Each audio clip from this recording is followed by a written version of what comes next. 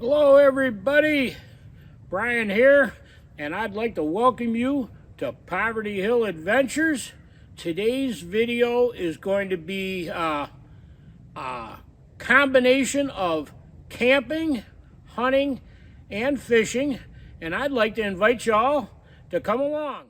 First thing you're going to notice in this video is it's a bit longer than my normal full-length videos, a bit longer. I had a lot to squeeze in this video, a lot to squeeze in it.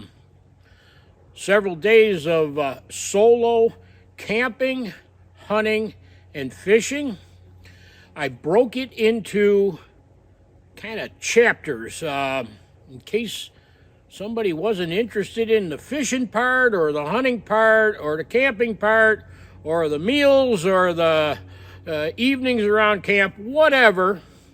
I broke it into chapters.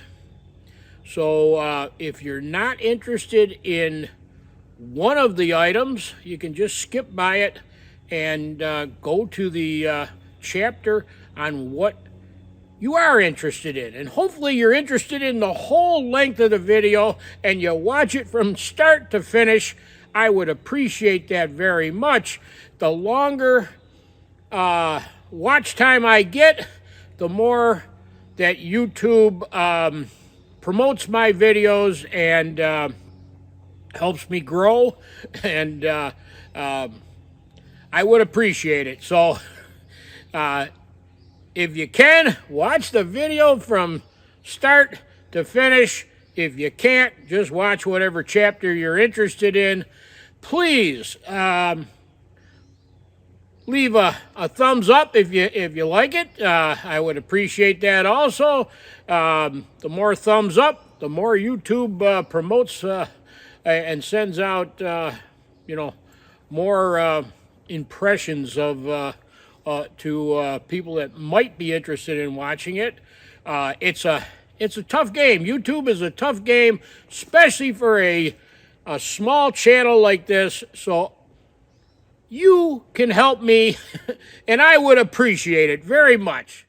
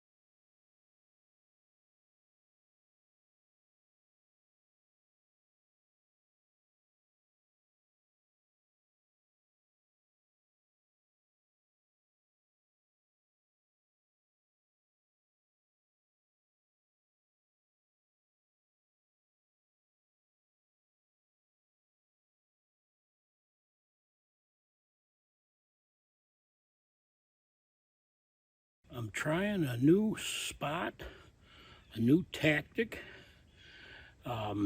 Since I'm getting older, I've been hunting on the ground. I just don't feel comfortable in a tree stand, and certainly not when I'm hunting by myself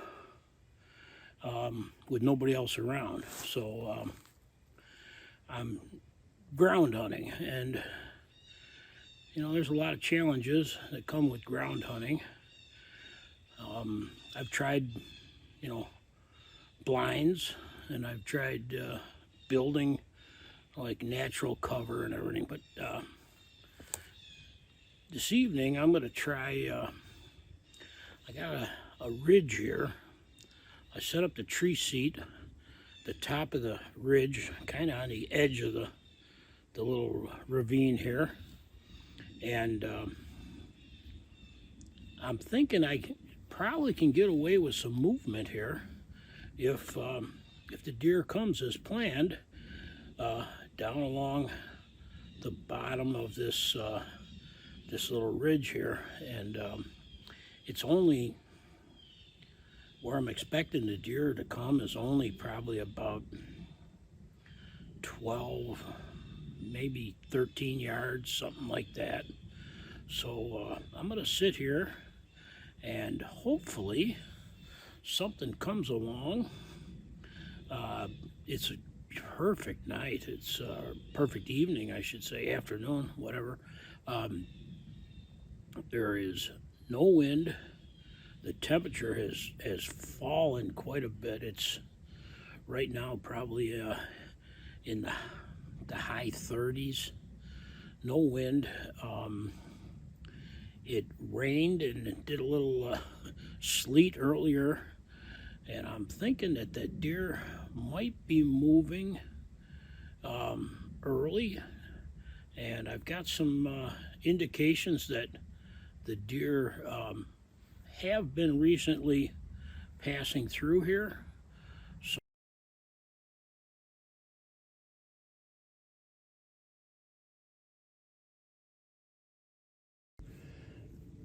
you can see here where a deer was bedded. Another deer bed. Small rub on that larch tree there. So I'm gonna shut up. Probably talked too much already, and sit here, and hopefully something comes our way.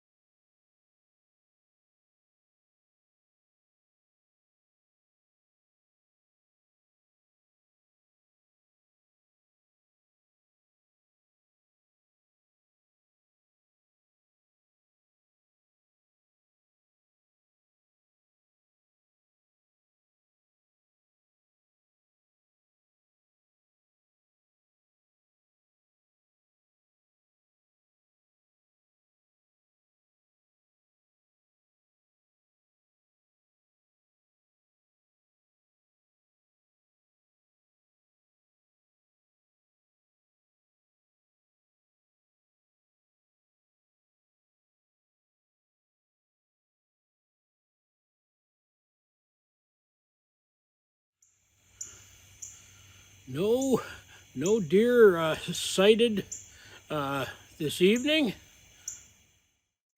I'm back at it this morning. It's a classic deer hunting morning. Cold, foggy, quiet, no wind. I'm fingers crossed that we get something to come along.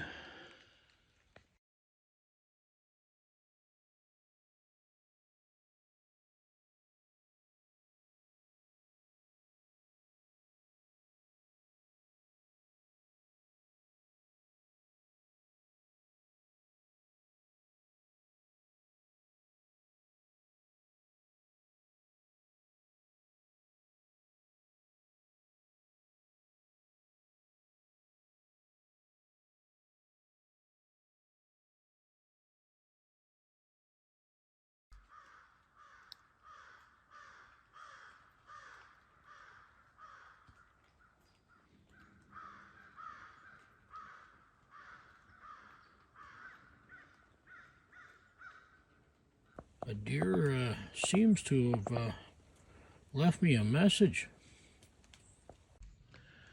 Nothing this morning. I'm back at it. The last evening of this hunt, of this camping hunt, last evening, dead still and quiet. If something does come along, I'm probably going to hear it. The leaves have dried out some from earlier today with that heavy fog. So fingers crossed that something wanders by this evening.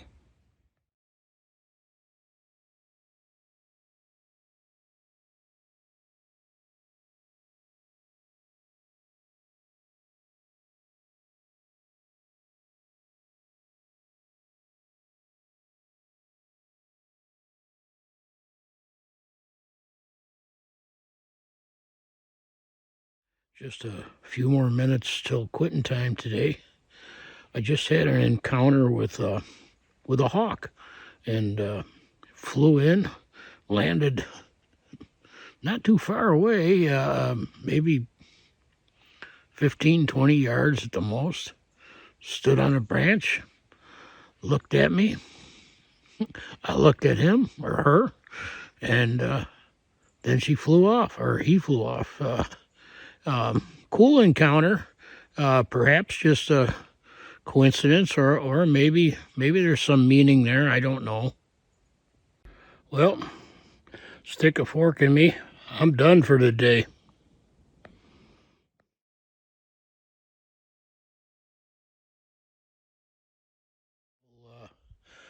The bait shop was out of shiners, so I'm fishing with some worms and a bobber.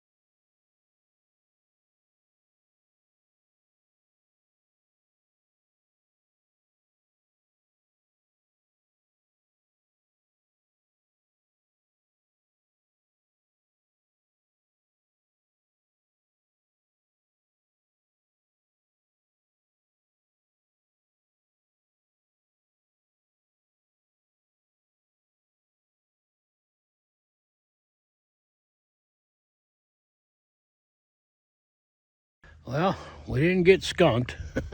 We caught one little bass so far.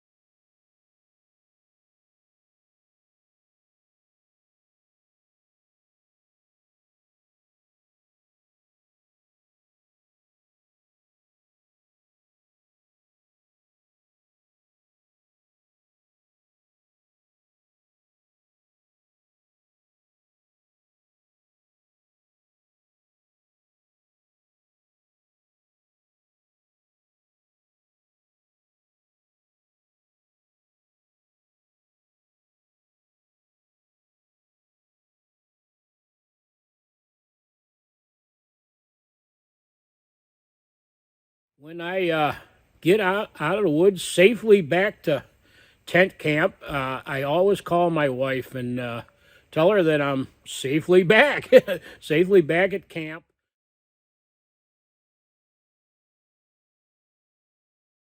I'm going to try out this little propane heater tonight to take the chill off the tent.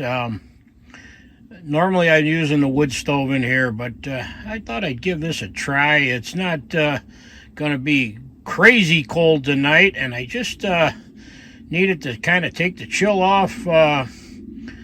Before I go to bed, I'll turn it off because I'll be honest with you, I don't want to trust it while I'm sleeping, and then in the morning before I get out of bed I'll light it up to take the chill off the tent. It runs off these little propane cylinders. Real easy to use, and it seems to throw off quite a bit of heat. About this time of year that I don't like is the fact that it gets dark early. Gets dark real early, and the sun doesn't come up until a little late. So it's a long night. Tonight, to pass some time in camp, I brought a book.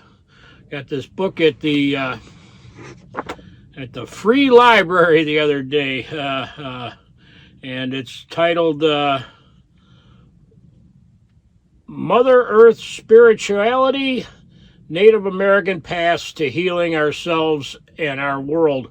It's by Ed McGuy Eagleman. So hopefully it's a good book. How can you go wrong with a book written by a guy called Eagleman, right? So hopefully I can pass some time this evening with this book, and we'll see everybody in the morning.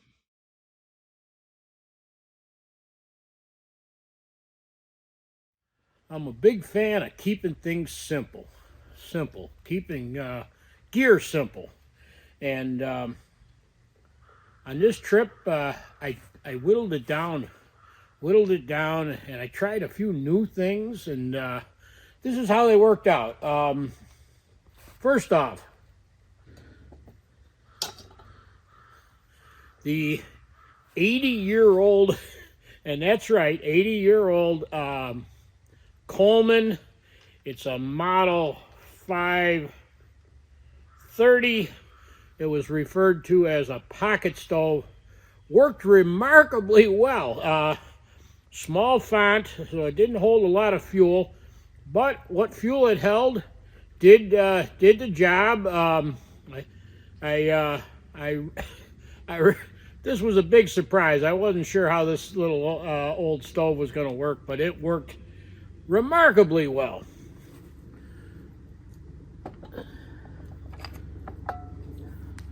The little steel skillet with the folding handle, once again, for one guy with the meals I cooked, it worked just fine.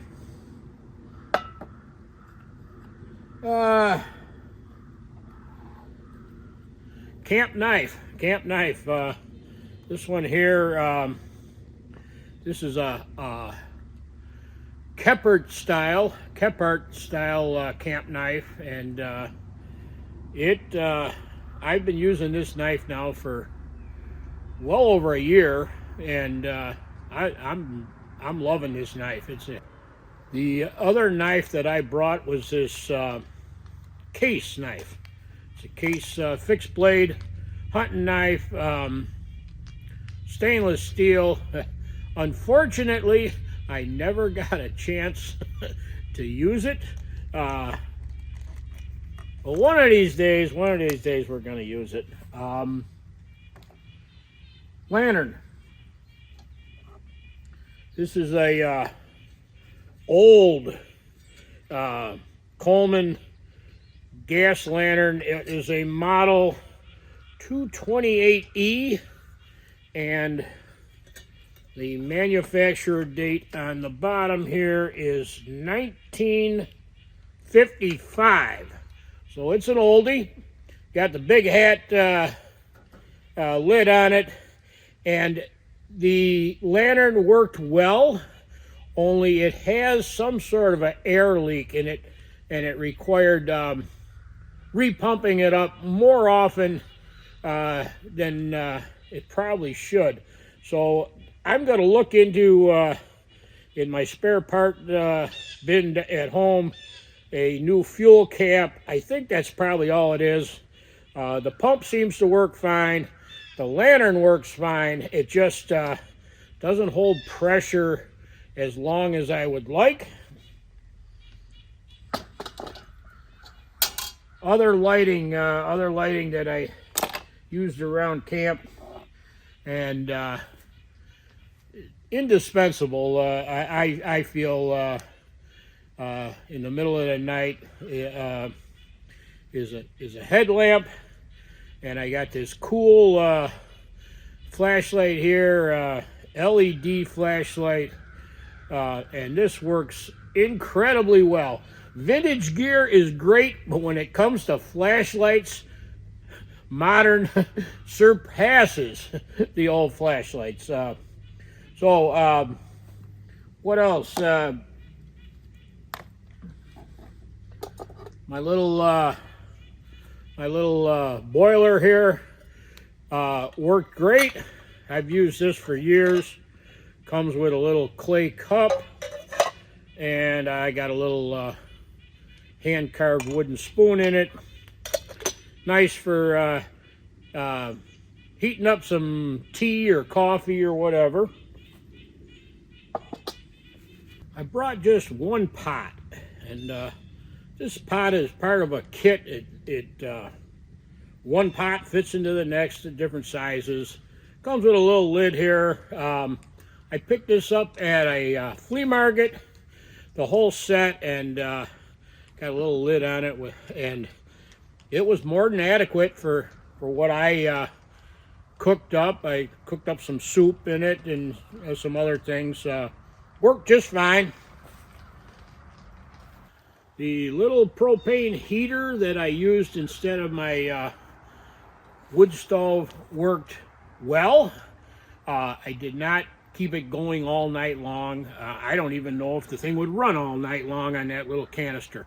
But it did heat the tent up in the evening. Temperatures were low 30s, high 20s, something like that. And tent was more than comfortable. Before I went to bed, I turned it off. In the morning, when I got up, or before I got up, I should say, I turned it back on. It heated up the tent. So I'd give this heater a thumbs up. The little folding wood table worked out just fine.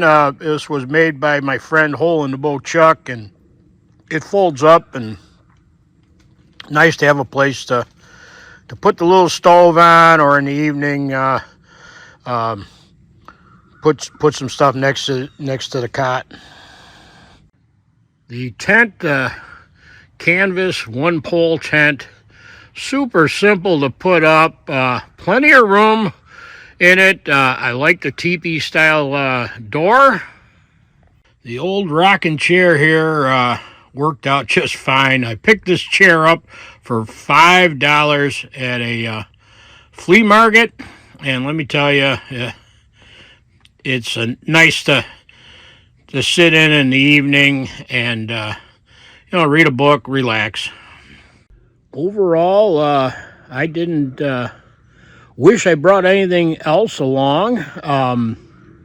Perhaps I might have substituted the sleeping bag with a couple of wool blankets, but I wasn't cold with the sleeping bag. I just sleep better with blankets. Other than that, I had everything that I needed. So keep it simple. That's my philosophy. Keep it simple. This is my last night for this camping trip, and we didn't do so good hunting. We didn't even see a deer, not even a tail of a deer. And when we switched to fishing, we hardly caught anything. We caught one little bass. So some might say that it was a waste of time. It wasn't a waste of time. It was an enjoyable experience. I enjoyed camping out. I enjoyed, being out in the woods and being on the lake and all. Yeah, it would have been a lot better if I caught some fish and got a deer. Yep. But it certainly wasn't that it wasn't an enjoyable trip. So thanks, everybody, for watching. I appreciate it very much. Sorry I didn't have a more exciting video for everybody. So until next time, everybody, take care. Thank you for watching. Remember to keep on trucking and believe in yourself even when no one else does.